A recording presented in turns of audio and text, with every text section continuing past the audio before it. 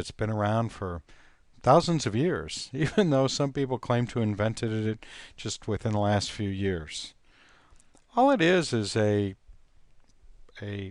picture, drawing of a concept or of different related concepts in a way that maps it out so that you can understand it. It fits your own learning style or your own way of thinking. For this reason, concept maps are often called mind maps. It provides a way to put the ideas together yourself rather than the way the textbook author or the lab manual author or your instructor or your study partner does it. If you put it together in a way that makes sense to you, then it's easier to learn. And as you put together this picture, it also helps you identify weak areas. Why is that? Because you can't complete the picture unless you know where all the parts fit. Now what this does is it helps us climb up the learning pyramid. At the base of the pyramid is the simple idea of remembering facts. But as you probably already know, you need to know more than just the facts. You need to be able to put them together in ways that are useful. And that's what a concept map does. It helps us put together the facts in ways that show relationships and thus help us better understand those deeper meanings, those applications and relationships that allow us to understand the concepts. So here are some examples. This is one you're probably all familiar with, and that is a flowchart.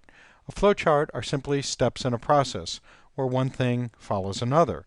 You can see in this flowchart that there's an invader that comes into the body, and there's all kinds of immune system reactions that happen after that. But by drawing it out on a flowchart, we can see what triggers what, and by looking from side to side, we can see that there are multiple things going on at one time. And so I think we can take all those isolated facts from the immune system and start to understand how they work together as a system when we draw ourselves a map like this. Another style of concept map would be a circle diagram.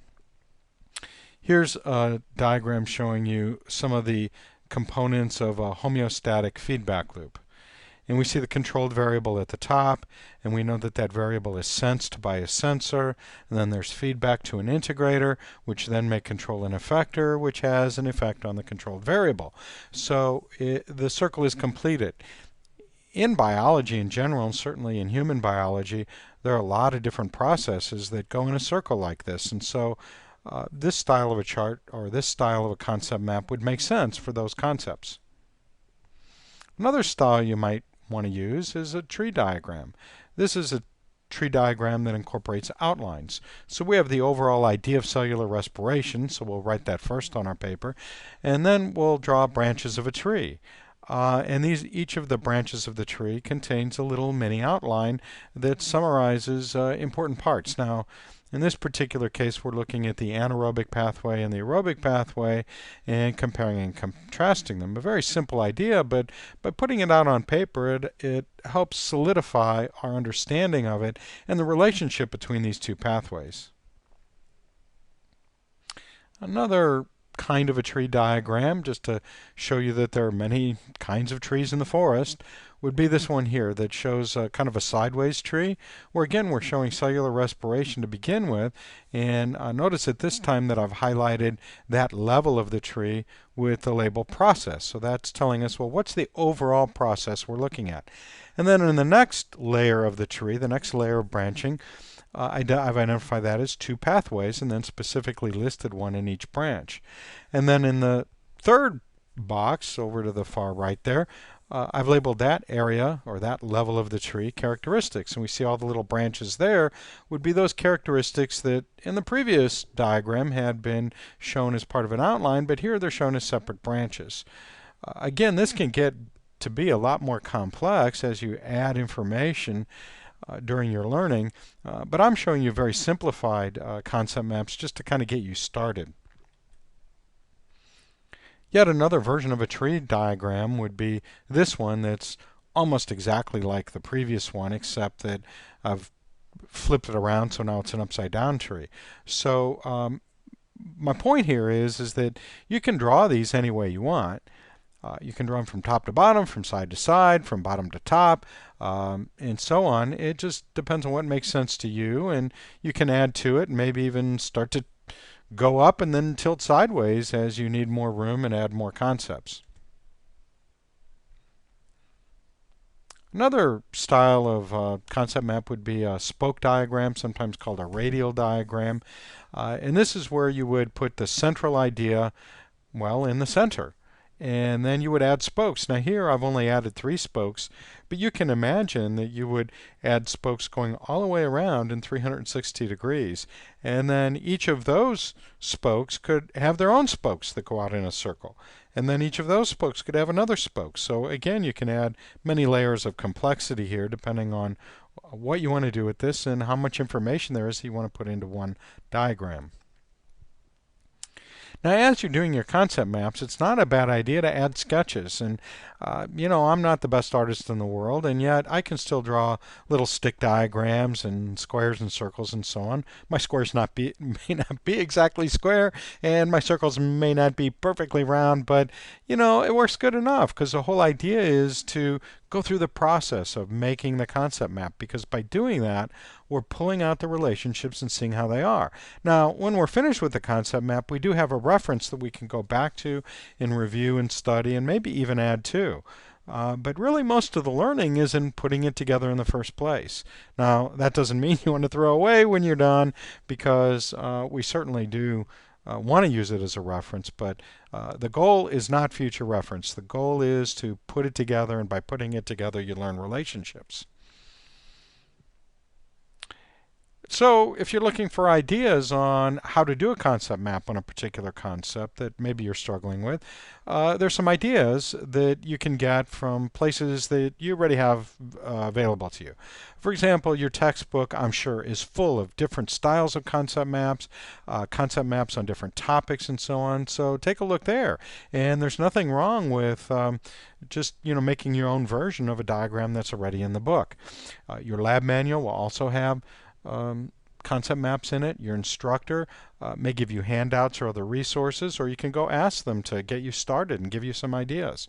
Your Learning Center tutors or other tutors you might have available will help get you started, may have some examples for you to look at, or could, really help you walk through your first few concept maps so you get the idea of how to do it.